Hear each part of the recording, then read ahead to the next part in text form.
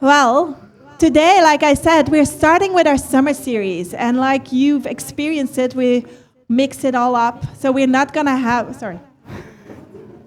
Dank u. Zoals je hebt gezien, in onze zomerserie is alles een beetje anders.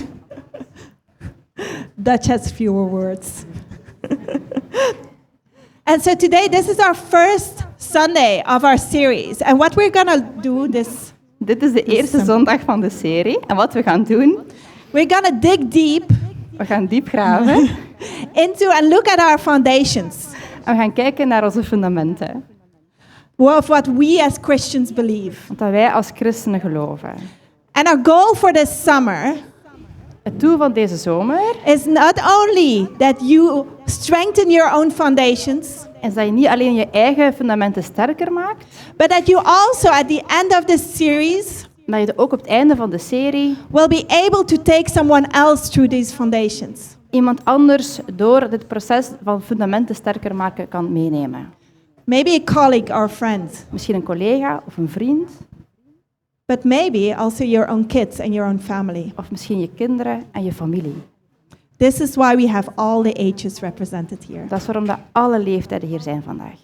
Because we want you to be able to explain what you believe to everyone. We willen dat je kan uitleggen wat jij gelooft aan iedereen. Whether you're almost 12 of je nu bijna 12 bent or almost 40. Of bijna 40. Okay? And so where do we get this material? Where will you get this material? So waar ga je die materie gaan halen? Die stof. Recognize this? Herken je dit? This is the first step of our discipleship process. Dit is de eerste stap van ons discipelschapsproces. And we have exciting news. En we hebben heel spannend, leuk nieuws. Because we've translated it into Dutch. Want we hebben het vertaald naar Nederlands. So there's no longer anything that is stopping you from taking this material and doing it with your friends and family. Er is er niks meer dat jou tegenhoudt om erdoor te gaan met vrienden en familie. And you'll find that on our website. En je zal het vinden op onze website. But before we dig deep into our foundations, we have to ask ourselves another question. Maar voordat we diep graven in de fundamenten, moeten we nog een vraag stellen. What is Christianity? Wat is het christendom? Wat is christen zijn? Who can answer that? Wie kan daarop antwoorden?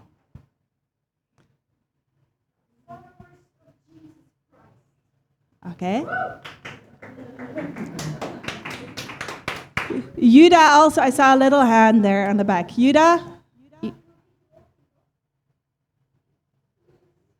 That you believe in God. Okay, someone else? What is Christianity? Come on.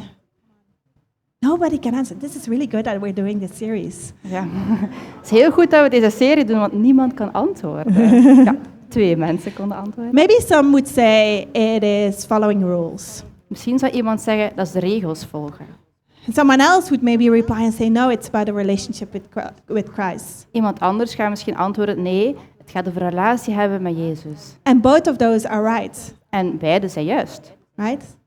Toch? But both of those look from an inside perspective in how we should live our lives as Christians, right? Maar beide gaan over een intern perspectief, over hoe je het zelf van binnen kijkt, over hoe je je leven leidt. But Christianity is more than that. Do you know that? Christen zijn is meer dan dat. It doesn't only have something to say about how you should live as a Christian. Het gaat niet alleen over hoe je leeft als christen. But it has also something to say about the world in general. Maar het zegt ook iets over de wereld in het algemeen. For example, it has something to say about where the universe came from and where we humans came from. Bijvoorbeeld, het vertelt iets over hoe het universum is ontstaan, waar het vandaan komt, waar mensen vandaan komen.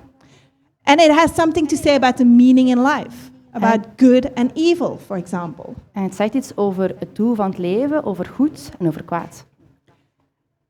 About the value of humans and about who God is. Over de waarde van een mens en wie God is. And all of this we call worldviews. En dat allemaal samen a worldview. noemen we een wereldbeeld. A worldview is a set of beliefs that tell you what the world is like. Een wereldbeeld is een pakket, een set aan dingen die je gelooft, die gaan bepalen hoe dat je naar de wereld kijkt. It's your picture of reality. Het is jouw beeld, jouw tekening van de werkelijkheid. It's the way how you look at the world. Het is hoe je kijkt naar de wereld. Right? It's the glasses you look through. Het is de bril waar je door kijkt.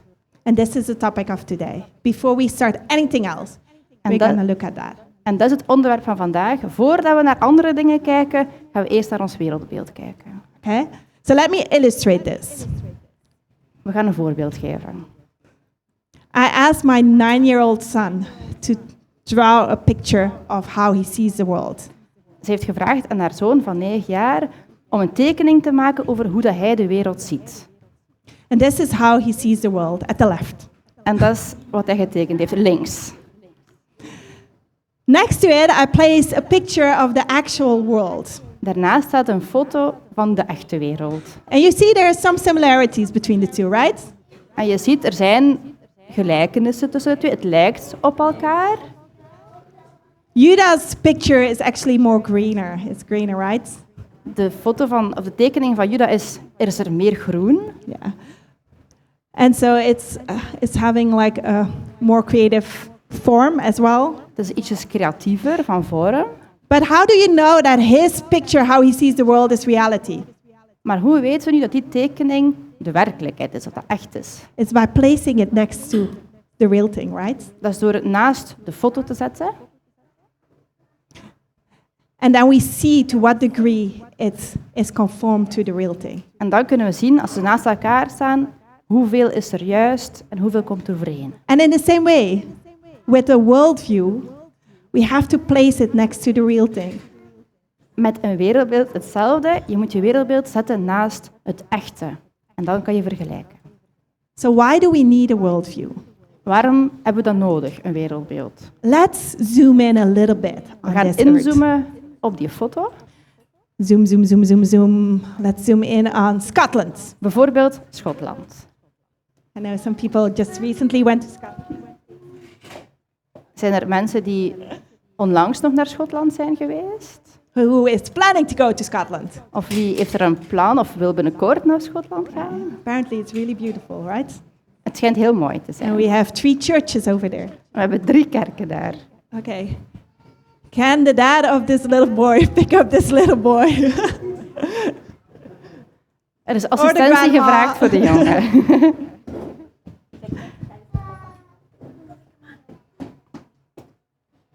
It's his father's genes, not mine. So why do we need a worldview? Waarom hebben we een wereldbeeld nodig? Just like a good map tells you the lay of the land, Een goede kaart zegt je waar dat alles ligt. it tells you where the sea is. Het toont je waar de zee is, It tells you where the roads are. waar de wegen zijn, In which village, where is the next village to buy ice cream?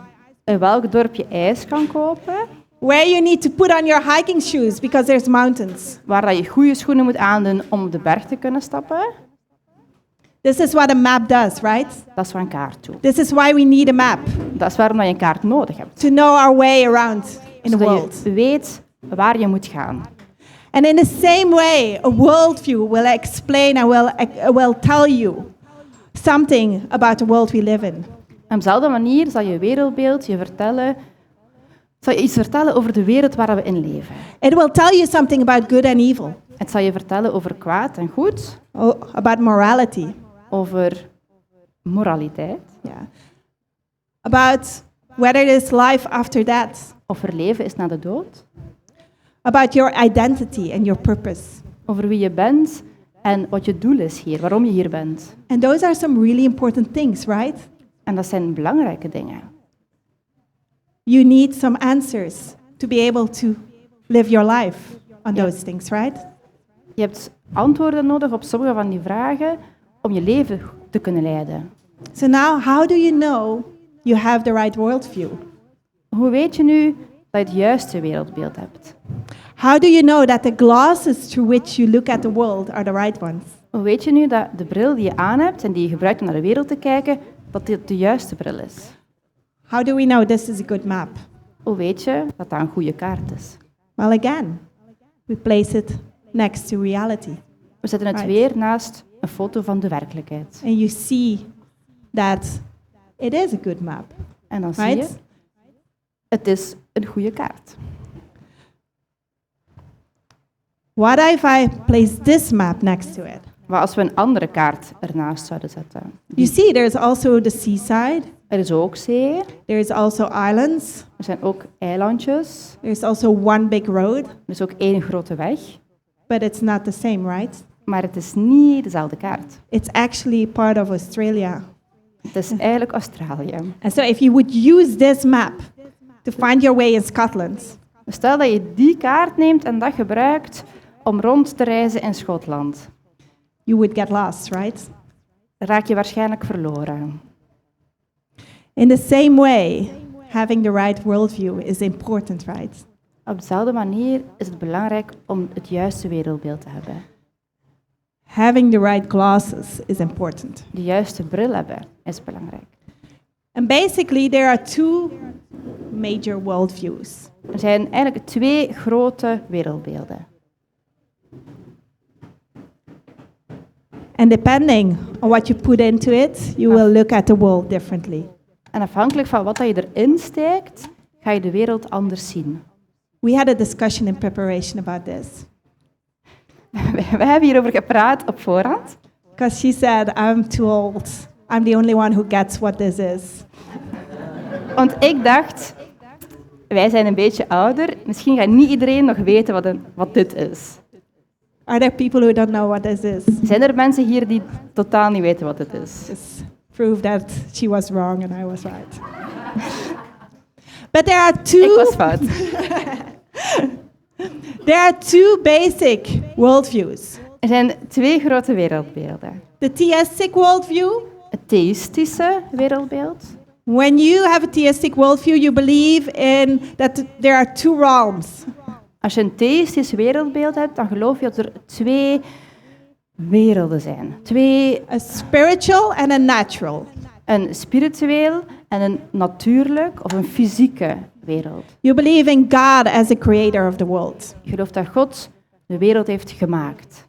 And you believe that he is a giver of the moral law.